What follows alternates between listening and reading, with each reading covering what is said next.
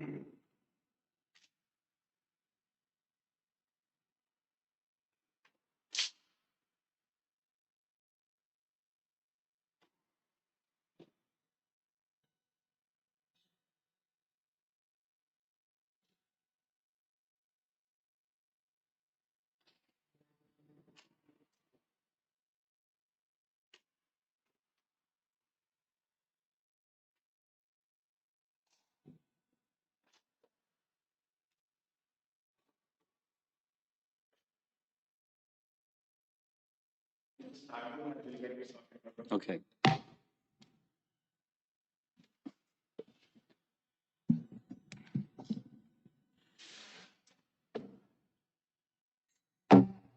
Jaya Radha Madhava Kunjabi Hari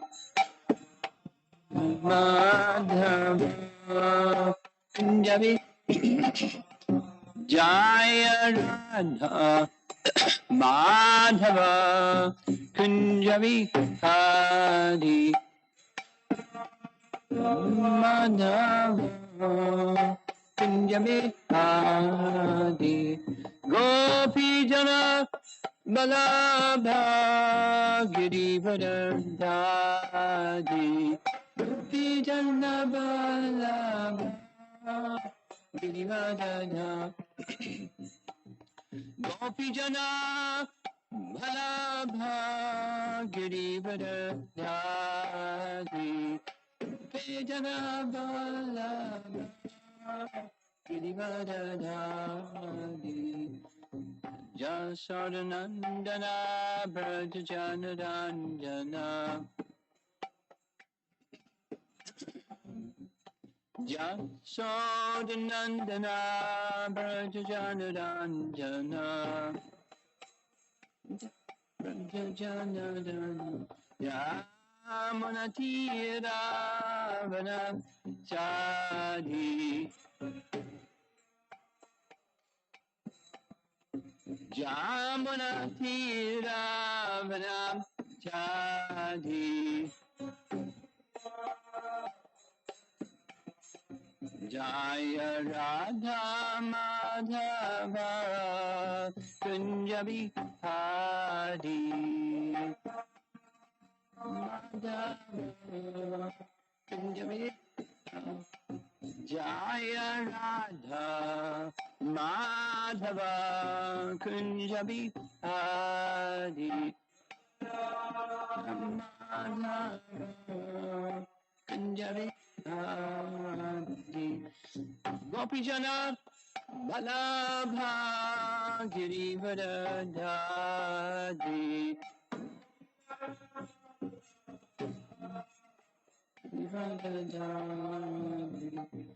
Gopi Jana Balabha Girivardhari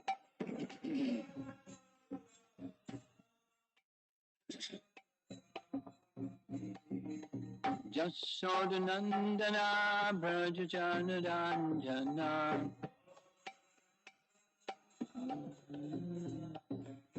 Jasodanandana Brajajanarandana Jamuna Tiravana Chadi Yamuna Tiravana Chadi Jaya Radha Madhava Kunjabi Hari Kunjabi Jaya Radha Madhava Kunjabi Hari Madhava Kunjabi Hari Jayom Vishnupad Paramahamsa Parividikacharya Asatarasata Srimad His Divine Grace Sri Bhaktivedanta Swami Srila Prabhupada Ki Ananta Koti Vaishnavrinda Ki Gora Premanandi.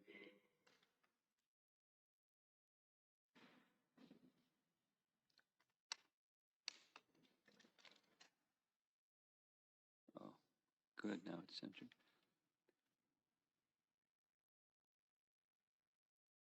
For this occasion, this Vyasa Puja occasion, I was requested to indicate a few verses that have been a source of meditation and inspiration. So I selected some. I assume they've been circulated. And this morning I was thinking to discuss them briefly, not in depth, because they're each one in of themselves, they're very deep and substantial. So the intent this morning is not to go into them in depth, but it's to touch and appreciate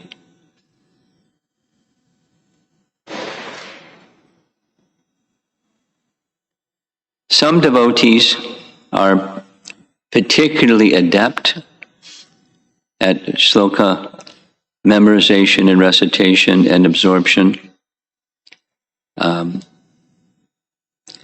The very sound vibration of scripture has its spiritual benefit.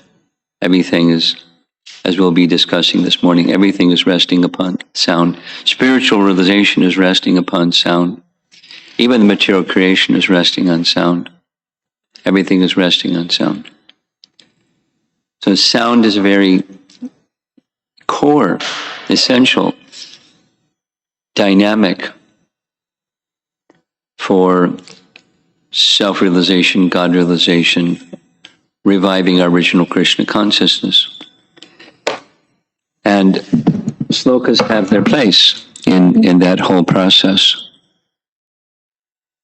The four that I will be speaking about are, in fact, verses that regularly are contemplations.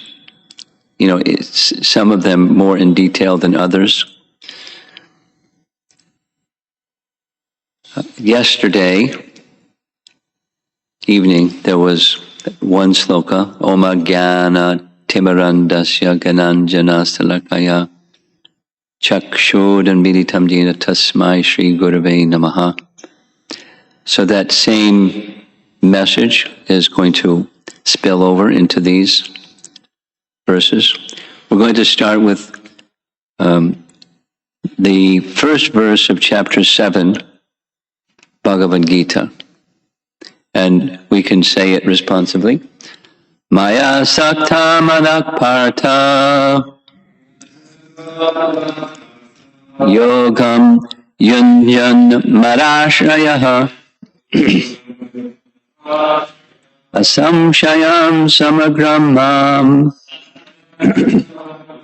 yata gyasyasi tatrino.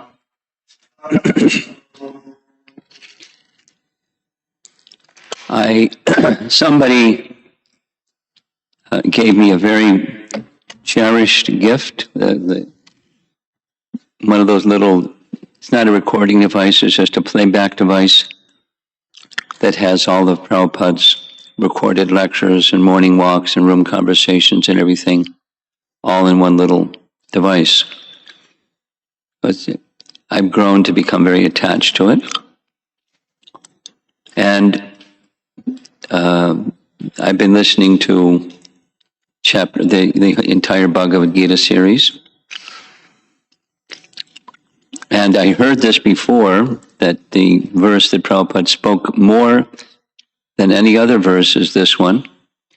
And when I heard the lectures, it went deep, because Prabhupada was very animated when speaking about it. And the different parts of it made a significant impression. I have found that this is a guiding light, something like yesterday.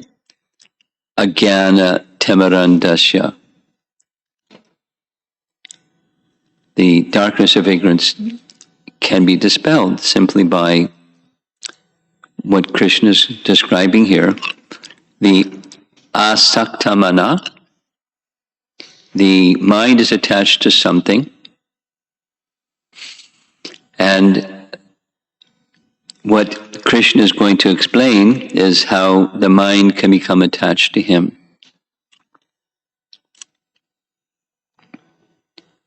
One of the most effective means to become attached to Krishna, mind attached to Krishna, is the holy name. And one of the sure tests to see how attached to Krishna you are is start chanting japa and see if your mind is attached to the form and the sound of the holy name. And the answer to that question tells what your attachment to Krishna is, attachment of the mind to Krishna is. It takes effort, as was discussed yesterday evening. And that's the next phrase, yogam yunjan. Yogam yunjan, in the word for word, is practicing self-realization.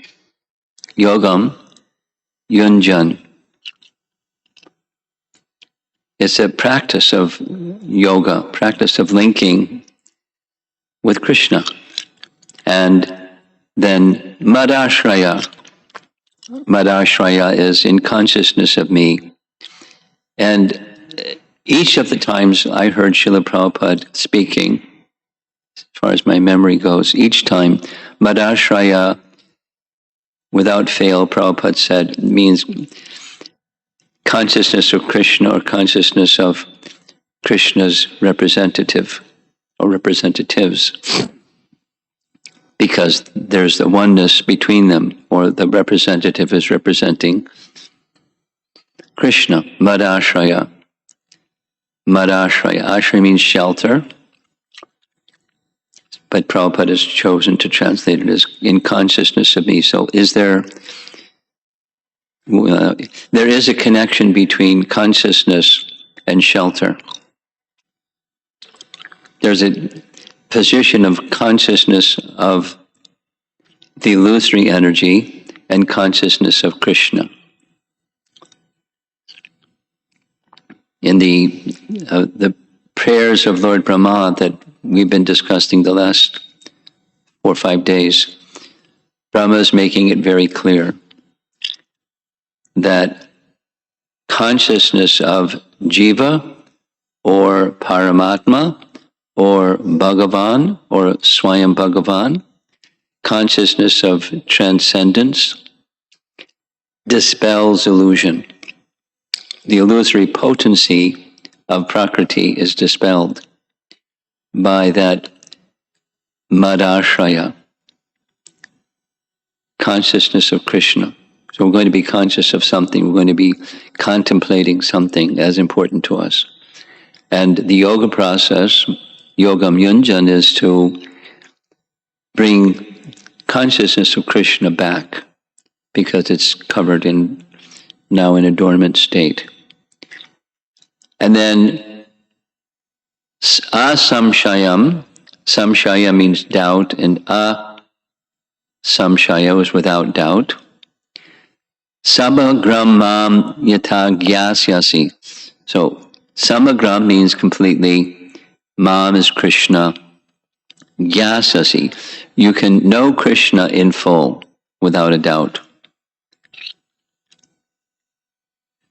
Living entity is tiny. Krishna is unlimited, so the tiny cannot understand the unlimited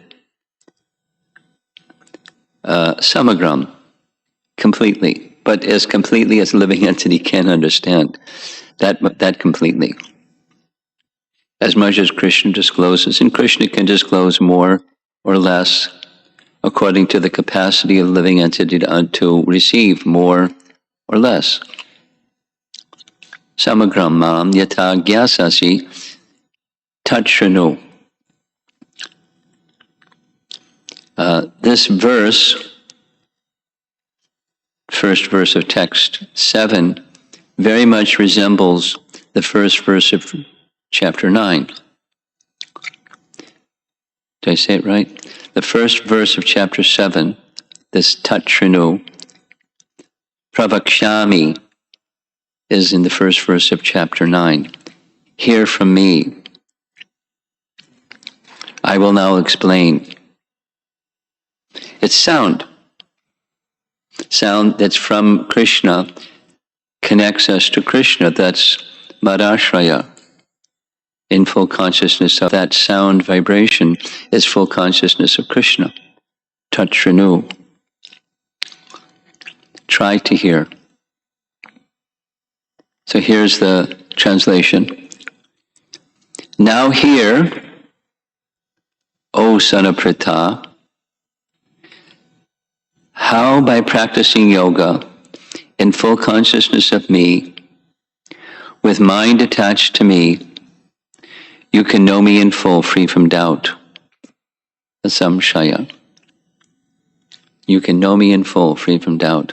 So that's the goal of yoga. It's the goal of our lives, to know Krishna. That's described elsewhere. Chapter 15, the purpose of the Vedas is to know Krishna. The purpose of our lives is to know Krishna. And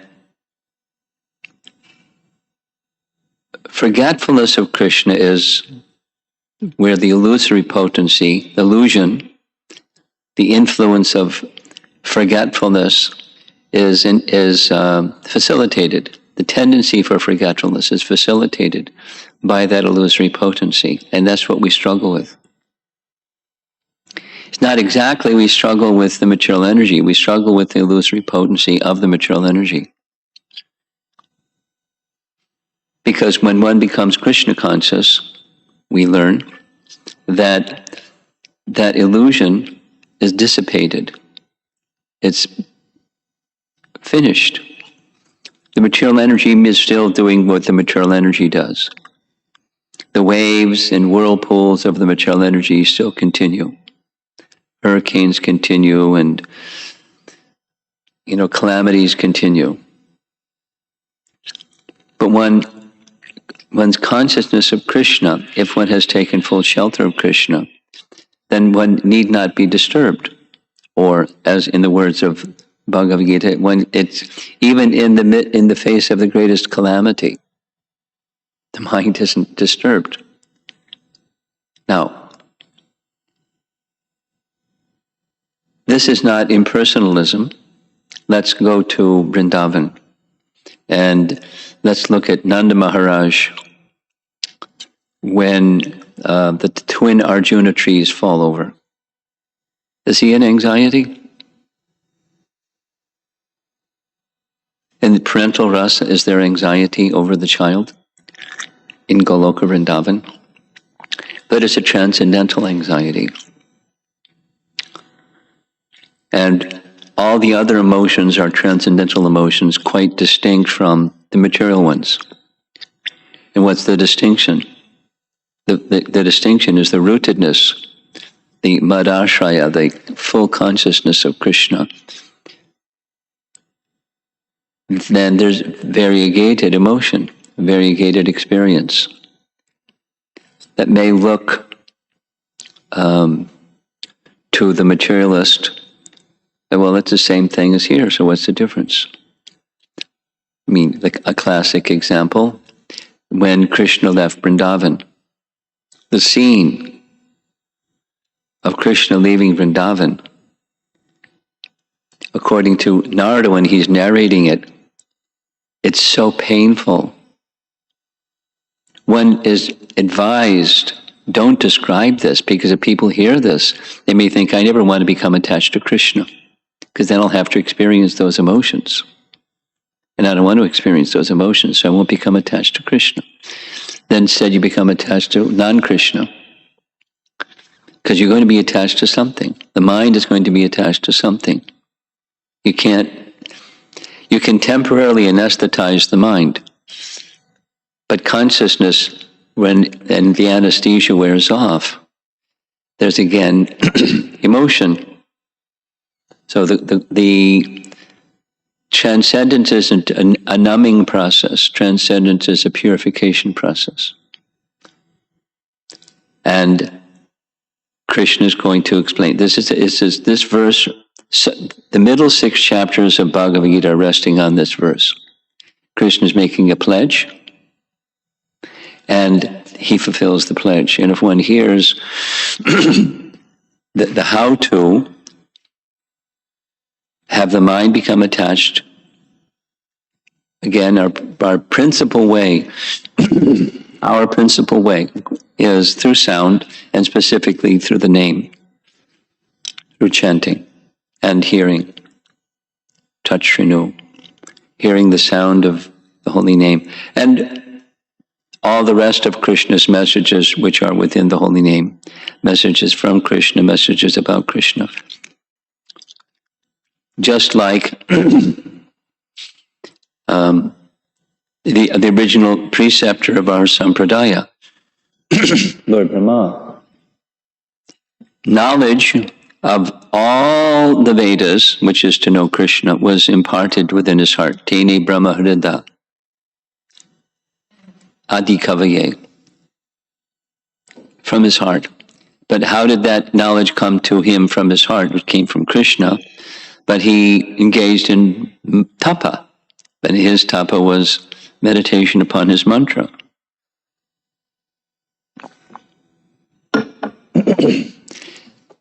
Everything is there within the holy name, and then you can fill out the holy name through Bhagavad Gita and Srimad Bhagavatam, messages from Krishna, messages about Krishna. That's also our touch Shrinu. So we can understand how to chant properly, how to hear properly, how to remember properly, how to worship properly, how to pray properly, how to live our lives properly. That's through sound. Next, it follows, this is the graduate study message, very important verse, as we know. When Lord Chaitanya was discussing with Ramananda Roy, Lord Chaitanya accepted this verse is the goal of life, expressing the goal of life and the means to reach it. That was the question. This is the answer that Lord Chaitanya accepted. And I was thinking, Ramananda Roy was a governor. And Ramananda Roy was not just a governor. We have governors that do the material business of governing. But Ramananda Roy knew scripture like at the tips of his fingers. He cited verses which were essence verses, including this one, which means he was well acquainted. He was a spiritually qualified person. If there could be such spiritually qualified persons anywhere, it would be a different place. Or experience for the, Ave Torojana, the people in general, would be a very different experience. So what are we to do? We're not governors of countries or cities or something. We're little people.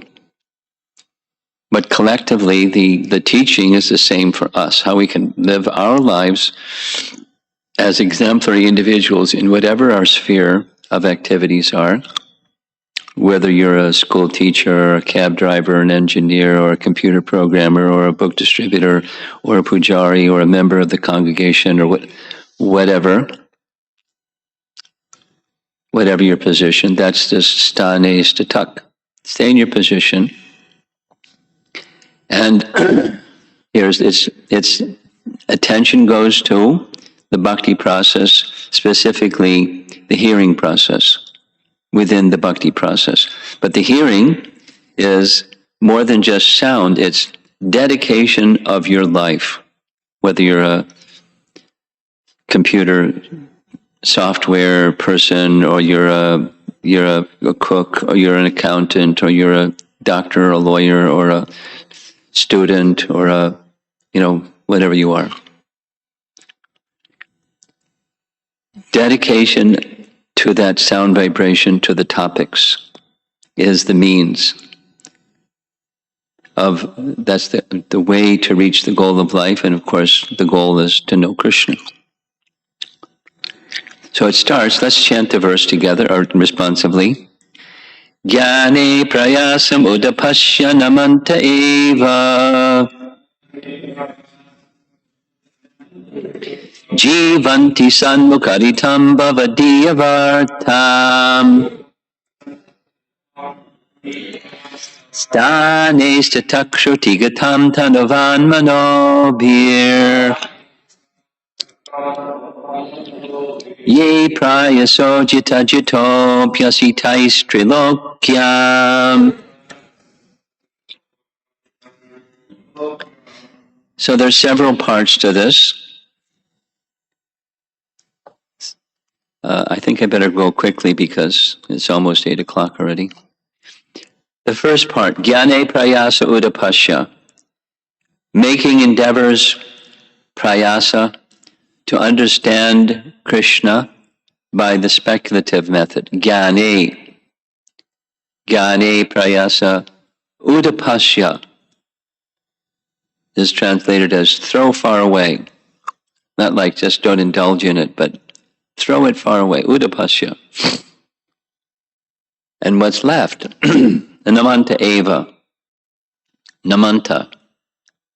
We spent some time yesterday going a little bit more deeply into namaha from the Om Ajnana verse. Om Ajnana Timirandasya. Namanta eva. Eva means simply. Namanta eva. Simply by offering obeisances. So this offering obeisances, unpack it, and it's very active. It's not just paying obeisances.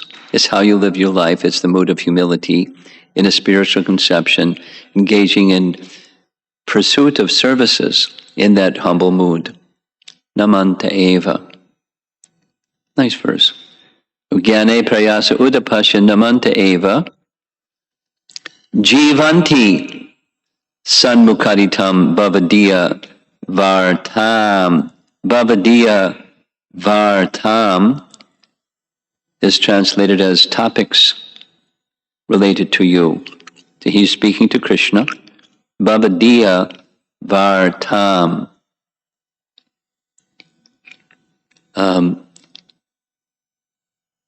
Jivanti means to live. Live. Sanmukaritam. Chant those topics about you that are chanted by the pure devotees. So where we hearing sound, where we are hearing sound vibration from, is very important. And then to live in pursuit of or dedicating oneself, or namanta eva, those topics. This is the means. And stane statak, stay in your position. Shruti gatam. The goal is indicated by the shrutis and by the hearing process. Tanavan manobir, body, tanu, van or vak, or speech, and mana.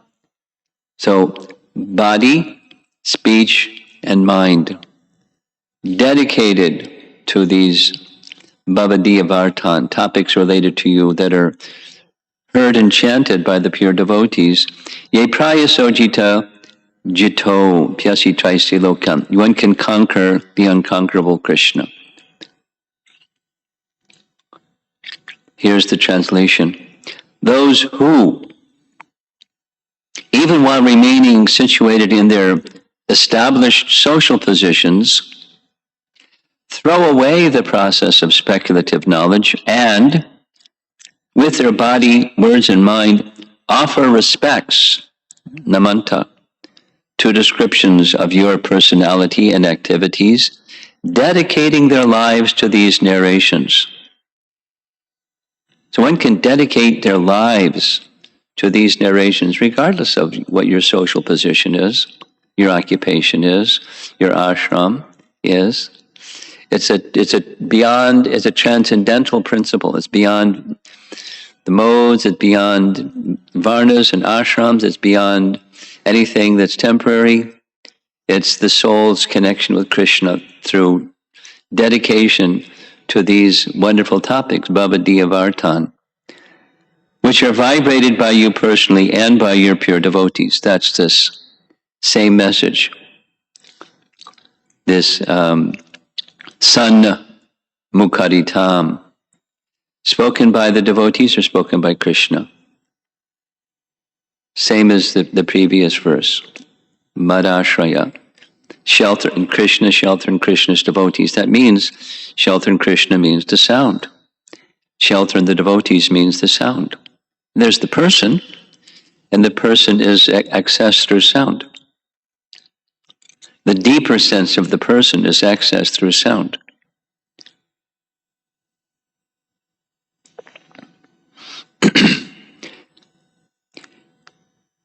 Certainly, this process can conquer your lordship, although you are otherwise unconquerable by anyone within the three worlds, Trilokyam. So I'm going to focus again, as we did yesterday evening, on this word Namanta Eva. Somebody that was hearing these prayers of Lord Brahma asked it twice in a question. I'm trying, Namanta Eva, Namanta Eva, Namanta Eva, and there's so many disturbances, it's like I lose the Namanta. And I lose the Eva part too. It's not simply. So this Namanta, Eva, comes from Namaha. Here's the Padma Purana reference, written by Jiva Goswami in his Bhakti Sandarbha. Ma represents ahankar, and na represents negation of ahankara. Thus, by uttering Namaha, one negates one's independent attitude. Of course, it's not just uttering the sound, it's entering into the force and purpose and meaning of that sound, because otherwise we can mechanically say Namaha or Haribol Prabhu or something like that. It's just mechanical. It's not full in devotion. That's certainly more common than full in devotion. So, the jiva is dependent on the Lord. He lives with dependence. Therefore, one should completely reject the idea of accomplishing by one's own capacity. Sounds like Jnane Prayasa Udapasya. Nothing is left to be accomplished by the ability of the Lord. It's an interesting grammatical construction. Nothing is left to be accomplished by the ability of the Lord. One meaning, one way to understand that is, when the Lord accomplishes something, what's left?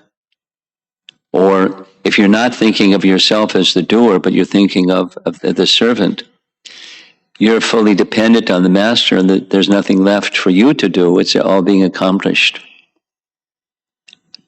The instrument is the instrument, and the accomplisher is the Lord. If one is in that Namaha or Namanta Eva consciousness, consigning one's body to the Lord, one should serve him. That's Namaha explanation, or Namanta Eva. So one who takes this position, the service position, free from false ego and doership, thinking oneself meant for the Lord's service. Very, very similar to Prahlad Maharaja's teaching in the 7th canto Bhagavatam. His expression to Lord Nrsimhadev is, there isn't anything else between us than one thing. You're the master, I'm the servant, and that's it. So you indicate to me what you want, and it's my opportunity to engage in some service.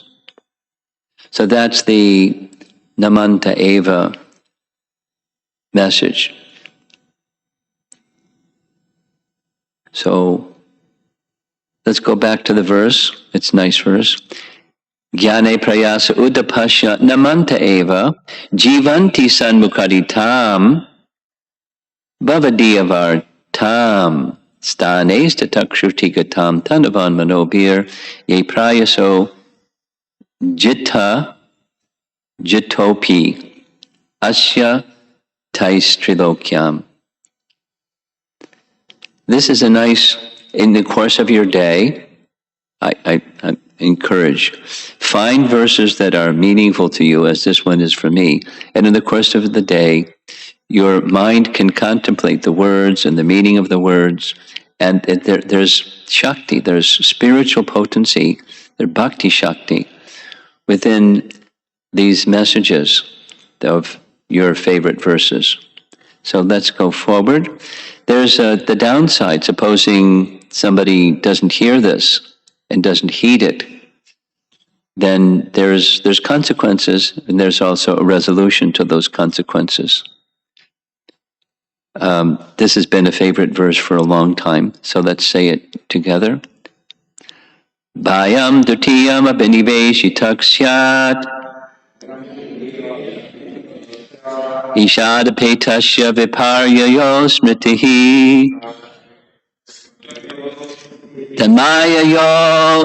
tamaya yato buddha abhajetam bhakyaika bhatyaika yesham guru devatatma. So I'll go back. Bhayam dvitiyam abhiniveshitak. This word abhinivesh, my first encounter with the word abhinivesh came from Vishwanath Chakravarti Thakur's Madhurya Kadambini. And in his Madhurya Kadambini, he's describing one of the obstacles on the path of bhakti. And abhinivesh is one of those obstacles. It's a general absorption in their specific desire for an object of the senses, for sense gratification. Somebody may have their favorite object or objects. And abhinivesh describes an overall propensity for material enjoyment. Abhinivesh, absorption in a pervasive sense. So when there's abhinivesh in dvitiyam, or duality, or seeing things separate from Krishna, then bhayam syat, fear arises. That's part of Maya. Fear. It's one of the core emotions in material absorption is fear. Someone can be a bully and I have no fear. And make a decal, put it on your car, and say, "No fear." But that's bluff, because there's fear. Bhayam dutriyam abhiniveshitak syat. Then Isha, that's the Supreme Lord, apetasya. Apetasya means one who has turned away. Apetasya, from Isha. You've turned away from the Isha. Viparyayo. Then comes misunderstanding. Asmriti. You forget who you are, you forget who Krishna is. And fear is there, is predominating or pervading. Then, tan maya yato buddha abhajet. Tam, one should worship fully, abhajet, the personality of Godhead. Tan maya yato buddha abhajet tam. Then hearing from the spiritual master, or those who are representing the personality of Godhead, this is the remedy. Fear arises when a living entity misidentifies himself as the material body because of absorption in abhinivesh, absorption in external illusory energy of the Lord, absorption in. When the living entity thus turns away from the Supreme Lord, he also forgets his own constitutional position as the servant of the Lord. This bewildering, fearful condition is effected by the potency for illusion, called Maya. Therefore, so now that was the bad side, here's the good side. Therefore, an intelligent person, this Buddha person, should engage unflinchingly in the unalloyed devotional service of the Lord under the guidance of the bona fide spiritual master, whom he should accept as his worshipable deity, Devatatma, and his very life and soul.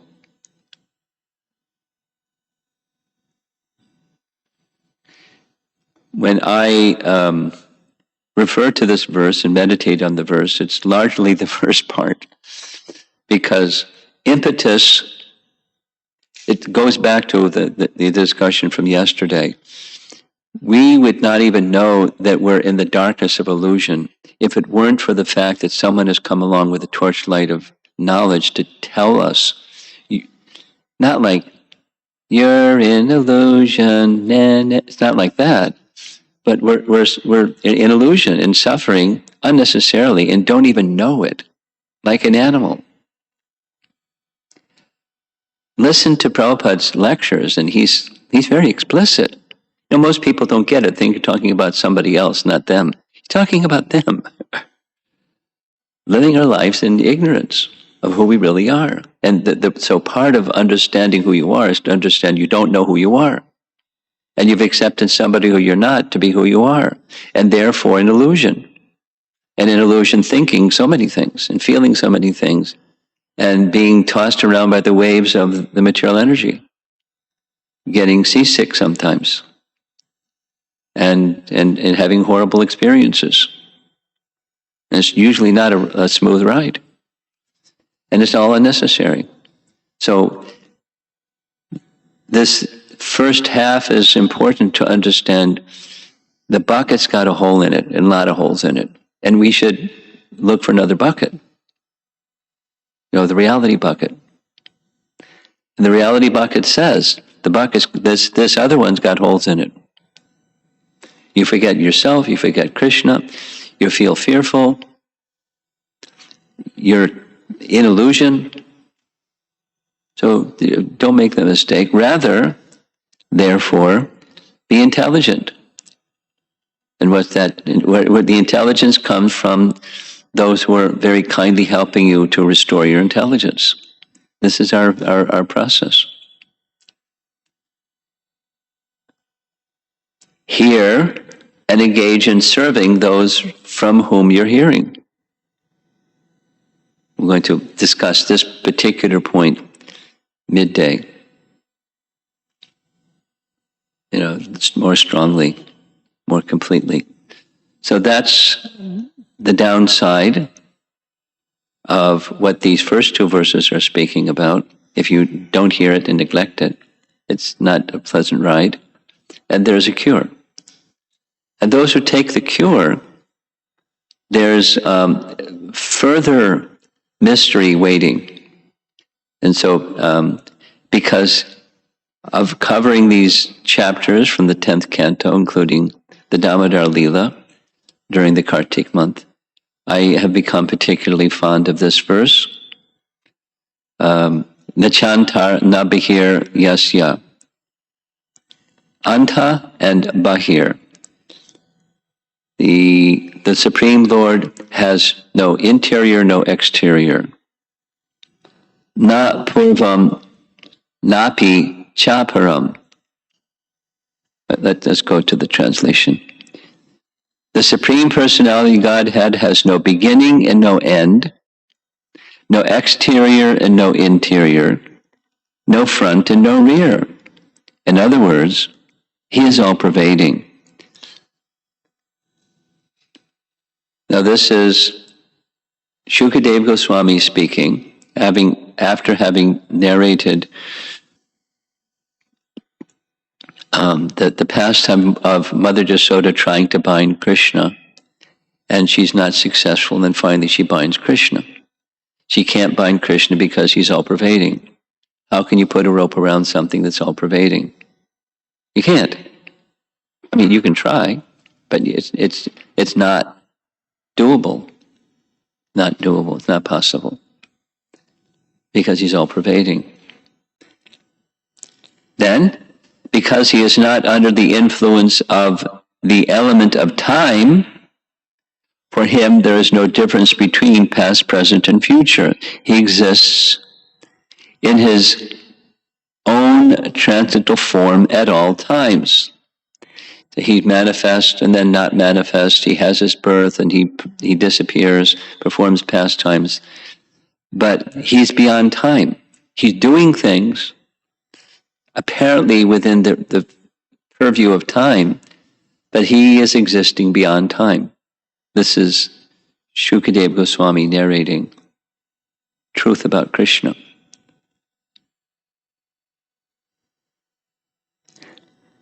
He exists in his own transcendental form at all times, being absolute, beyond relativity.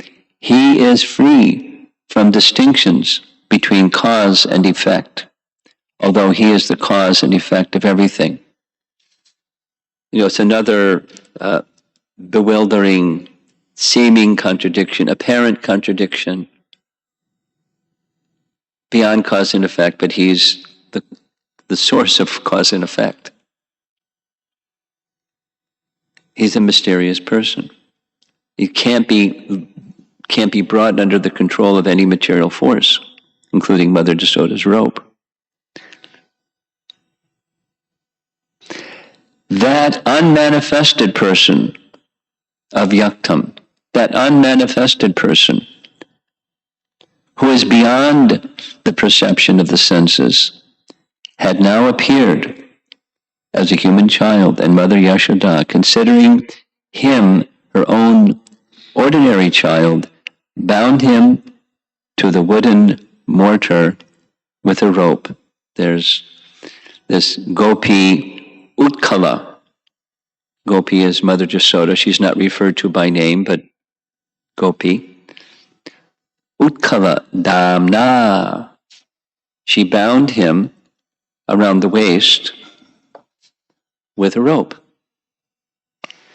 So this tells us that the particular appreciation for this verse is the theme in the whole 10th canto, the Krishna's pastimes in Vrindavan in particular, in 10th canto, is the love of the residents of Vrindavan, Mother Jasoda in this case being particularly pointed out, is so strong. That connects to the one who can't be conquered is conquered. He's conquered not by something material, he's conquered by the love of the residents of Vrindavan. He is controlled by them. The Supreme Controller is controlled. And he's controlled by his own volition. He doesn't give up his free will, or he doesn't have a power greater than him. But bhakti is a power that he submits to, just like Radharani is one who Krishna submits to. And there's many pastimes where Krishna enjoys submitting to Radharani. He enjoys. And she's not like, a controlling lady that says, aha, now this is good, you're controlled by me. It's love. It's not the material perverted reflection. Next weekend, by Krishna's kindness, assume everything happens, I'm going to spend some time, a 4-part seminar series on Govardhan Prikrama. And one of the many pastimes, is the tax pastime, Dan Lila, or Danakeli, We all know Danakeli Mataji. So the pastime of tax, dan. And at the end of that tax pastime at Govardhan, which would take place many times, it wasn't just one time, but this particular time, the end of the pastime is Radha is placed on a throne and Krishna worships her as the queen of Vrindavan by the side of Dandivartan Kund. He enjoys worshipping Radha. And there's a pastime where he's not. He's apparently not. But it's just love sport. And, worldly people don't have an appreciation, certainly can't understand Krishna and Krishna's pastimes, how he enjoys the love of his devotees and reciprocates according to the nature of that love and intensity of their love. And in Vrindavan, that love is so intense that he who is of this transcendental position, na chantayar, na bahir yasya, etc., Mother Jasoda doesn't see any of that. He shows that to her, and she doesn't see any of that because of the intensity of her love, and she binds him. And she can't bind him without his allowing that. And he allows that because of her love. It's just a loving pastime, showing the greatness and the glory of her love, and showing the greatness and glory of Krishna, who submits to the love of his devotees. And he loves submitting to the love of his devotees. And there's all kinds of emotion there. All kinds. So don't expect milquetoast or, bland, Vaikuntha where there's no emotion. There's no all varieties of emotion. It's not like that. But it's all centered on Krishna.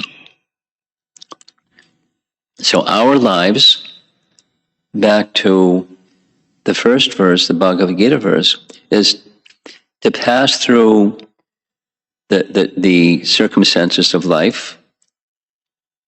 And it's not too difficult to say, this is a particularly turbulent time. Of course, there's other places in the world where it's less turbulent. There's war-torn and all kinds of things going on.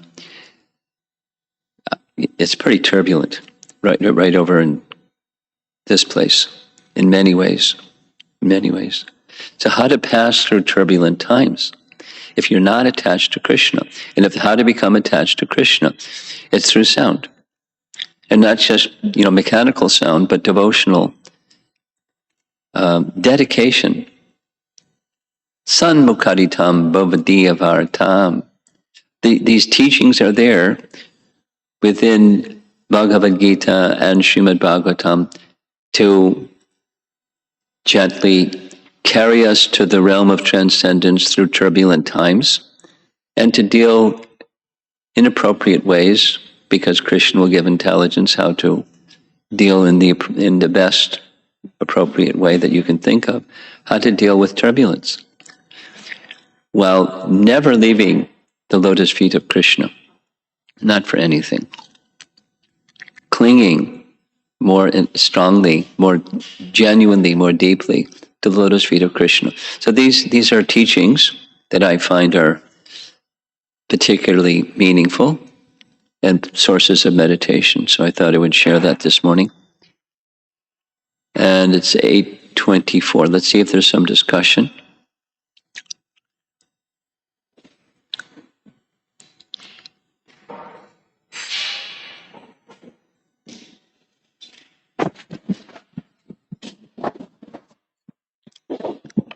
I have 3 questions, Maharaj. I don't know how much I can ask. Just do one. Okay, let me start with the one which is really...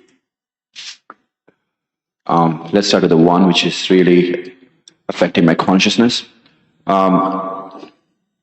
It's a middle question. Brahma, you told us that Sanmakaritam, and you told how the sound vibration is important, and Brahma, just by his sound vibration, Tene Brahma Hridaya Adhikavaye, he created the universe. And we also learned that 4 verses, essential verses, aham evasam eva agre, ret artham yat pratyeta yata mahanti bhutani, and eta vadeva jignasham. That are 4 verses only Krishna spoke to Brahmaji. And he elaborated those verses, and he understood the Vraja form of Krishna. He understood the Braja form of Krishna. Yeah. Let me finish. To a degree he understood, yes. In his prayers, I'm interrupting, but to a degree he understood, to a degree he didn't understand. He had a limited understanding.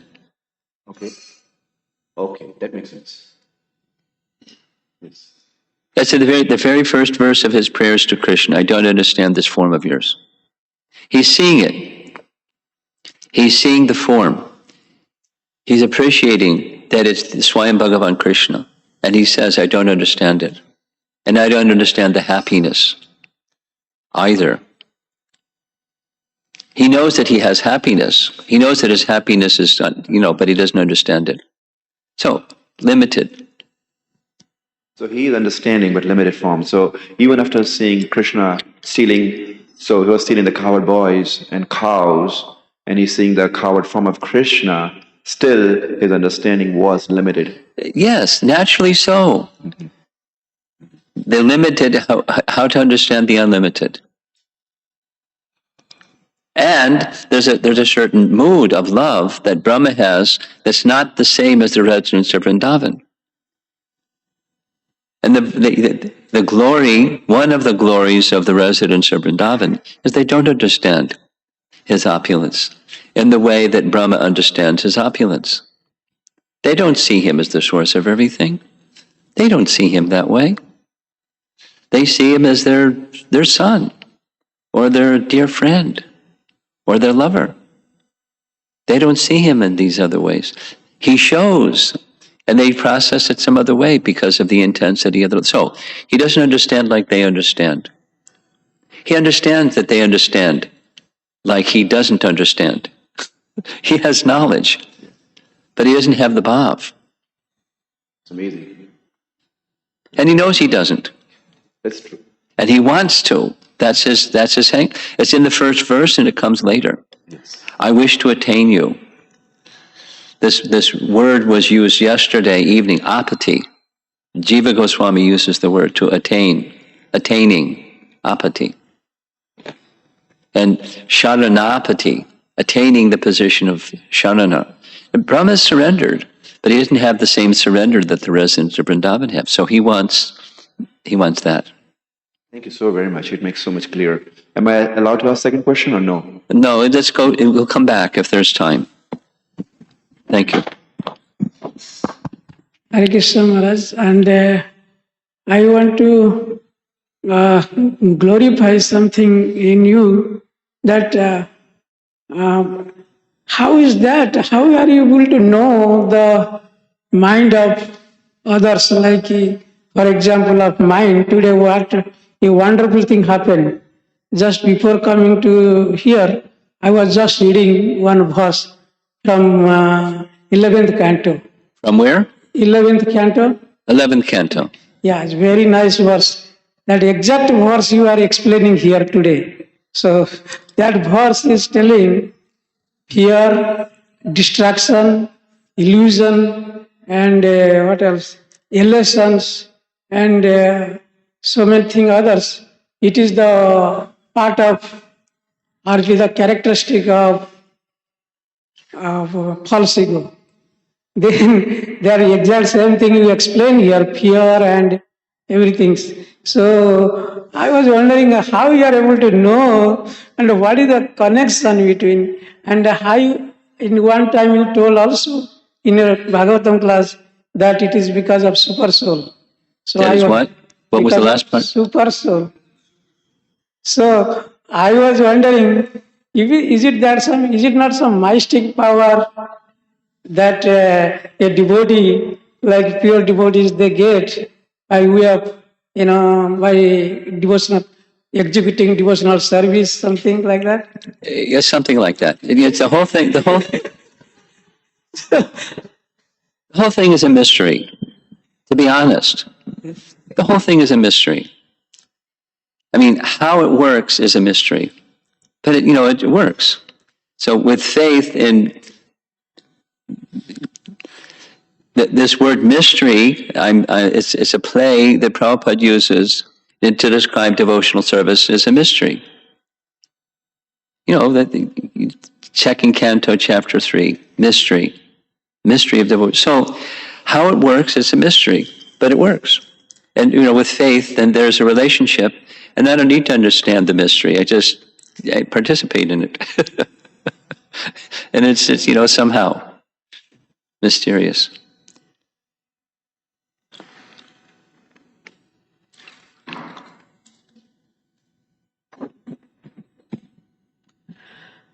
When you explained 7.1, you said Bhagavad Gita, middle 6 chapters, Krishna is making a pledge and he's keeping the pledge. Yes. So can you explain what's the pledge? The pledge is, I am going to explain to you how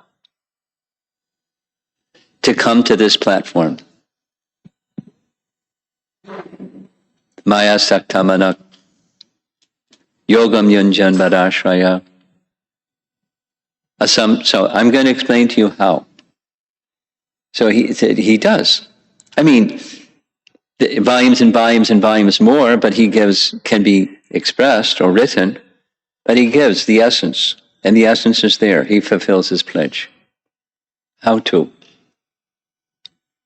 Bhakti. And bhakti has different elements, and so that's the how to. That's the means to achieve the goal. That's connected to the next verse that I referred to. How to, the goal of life and how to achieve it. Okay? Thank you. Online, please.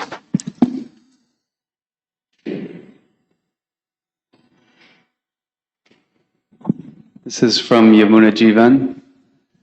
Bhagavad Gita 7.1 speaks that the goal is to know Krishna. Other verses mention the goal of life is to be attached to Krishna or to love Krishna. Some speak the goal is to attain his nature or his abode. Is there a qualitative difference if a devotee sharpens their personal goal to be one or another of the above-mentioned goals? My answer to that is two things.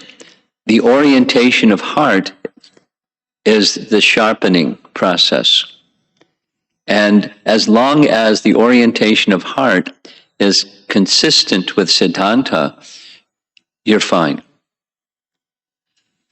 And second is, what may be your focus of goal in the present time may shift to a different emphasis amongst the list that you just gave, and that's just fine. That's the bhava or the mood or the inspiration that you have towards Krishna and Krishna shelter. It may change over time, but make sure it aligns with Scripture. Kumarika Devidasi.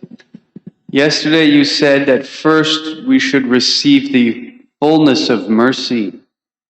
What should we do to receive the fullness of the mercy of the spiritual master? Open your heart, make it clean, and be eager. And it's gradual, like the rising of the sun. Next.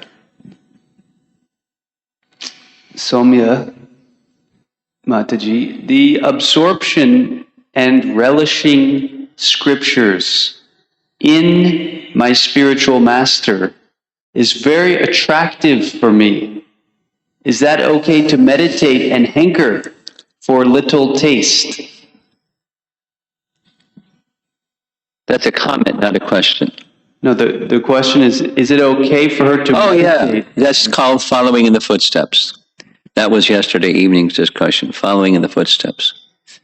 Follow in the footsteps. And by that inspiration of what you described will help you feel deeper attraction to go beyond mechanical into the devotional realm. Rupa Vilas Das. Krishna says in Bhagavad Gita 7:1, you can know me in full. But elsewhere in chapter 10, he says, no one knows me. So what do we understand about Samagram in 7:1? Well, he's in chapter 10, his explanation of those that no one knows me, and then he proceeds to disclose himself right after that, or shortly after that statement. He's referring to the list of people that don't understand him. That is to say, one can understand him by the bhakti process, not otherwise.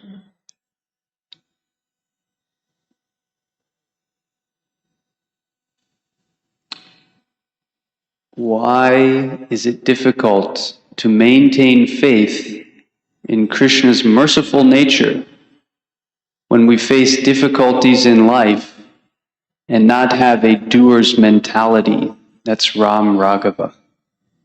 Well, our dear friend, false ego, our lifelong companion and best buddy. So that's why.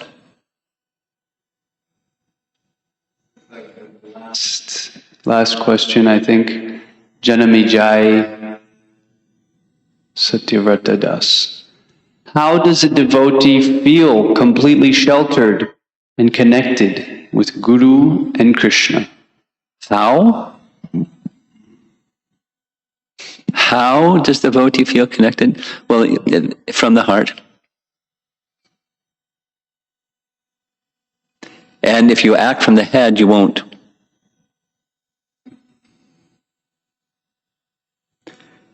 Okay, I think yeah.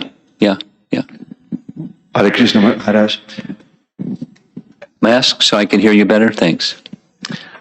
Apparently, one of the qualities of God is never to understand Him.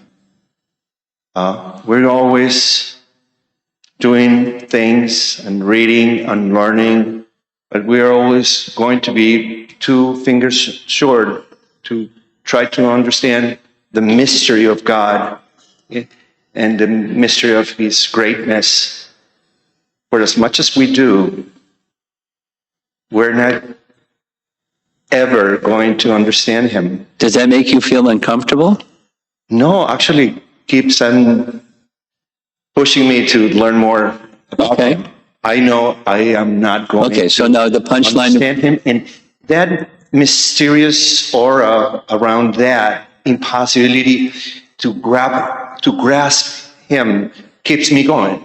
Okay, so that you're making a comment. Is there a question connected? It's a comment. It's a comment. Okay. Yeah. Okay. Get used to it. Supposing that lovely day comes that you become eligible for entrance into Vrindavan, you attain Braja Prem. Supposing that lovely day comes, then you'll also be in the same space. Get very comfortable with not knowing. And that's always, but the merciful Krishna then becomes bound by such love, although it may not look like it, or it may not even feel like it. Krishna leaves Vrindavan. And they're not just the gopis, everyone's brokenhearted. So the 2 fingers too short applies there also. But it's not that Krishna is cruel or that that they're smashed. It's explained. Even when Krishna is explaining to Uddhava, they're experiencing ecstasy. It's a type of ecstasy. Now that's another mystery. The 2 fingers too short mystery. Krishna is bound by their love, by being not present. And that's the 2 fingers too short, in a very unusual manifestation. But that's part, as we read, that verse from Padma Purana, we are dependent. Dependence is our existence. We have free will, even we're dependent. But it's always 2 fingers too short. But Krishna mercifully makes himself conquered for one who has such love in mysterious ways. The mystery of devotional service, the mystery of one's relationship with Krishna. Get used to it. At higher levels of realization. Gokulananda, you have something?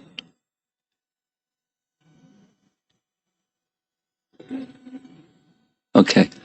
Parama Karuna, you're next. You're quoting that verse, Maya Asakta Manapatha, and when you're giving the meaning of Mad Ashraya, means shelter of Krishna, and more specifically the shelter of representative of Krishna. And when you're giving a lecture, I was thinking that this is more impersonalism, and you told, don't consider it as impersonalism. And then you quoted how Nand Maharaj is worried about Krishna. And so that level for Mad Ashraya is more on the Prema Ruda platform, where the people are really totally involved in Krishna Prema. Yeah. But when the people are at the level of sadhaka, they Yes. have to hear from the speaker. Specifically, I'm using the word speaker because I'm sorry, this is a doubt which I'm facing from a long time. Let's say the speaker is speaking about Samagra Mam, that surrender to Krishna, and he may not be at the level of Prema Ruda or higher level, but he's speaking from the disciplic succession that this is a way to surrender to Krishna. Is it possible for a hearer to get the proper description or knowledge from that speaker, and his surrenders become solid to Krishna? 2 things. Yes, because it's Krishna speaking. And the second thing is that if the transmission, in the example that you're giving, if the transmission is not 10% pure, Krishna will assist you to get that which is 10% pure. He will help you along the path of bhakti up to the stage of being with him. That's for sure. Clears it out. The 4 verses you quoted, you started from Maya Asakta, and second verse you quoted Jnanena Prayasa Udapasya. Yes, yeah. And then third one you quoted Bhayam Tvitiya. And all these verses, the most important thing was absorption in Krishna's katha. Yes. And the last verse you quoted is Nacha Antar Na Bahiryasya. It's a great way to end the class. Nothing is, I'm sorry, but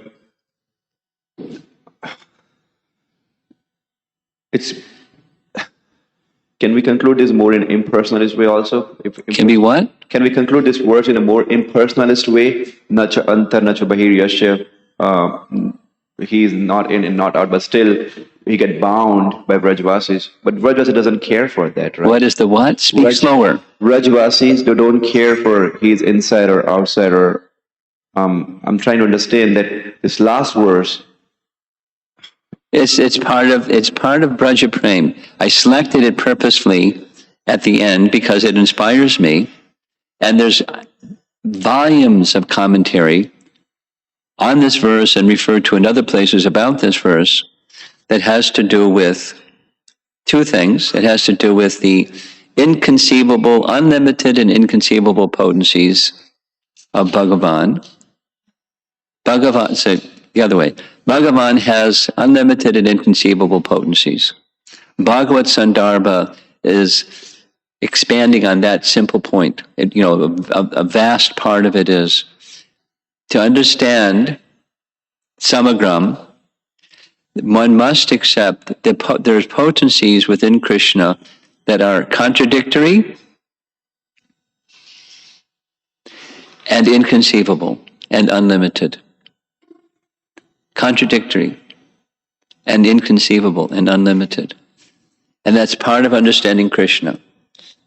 So that which is inconceivable you can't understand, but you can accept in principle unlimited and inconceivable and contradictory simultaneously. There's such potencies. And one may not understand all that about Krishna, as the residents of Vrindavan may not understand about Krishna. They just see him with such intensity of love. So there's the majesty or opulence and there's the sweetness. And their sweetness is so strong it just eclipses the majesty. And they're existing simultaneously. He can't be bound and then he can be bound. And it's resting upon him. His Ichha Shakti, his desire makes this happen or that happen.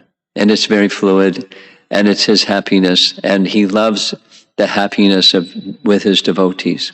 And circling back to the first verse of this 14th chapter, Brahma says, I don't understand.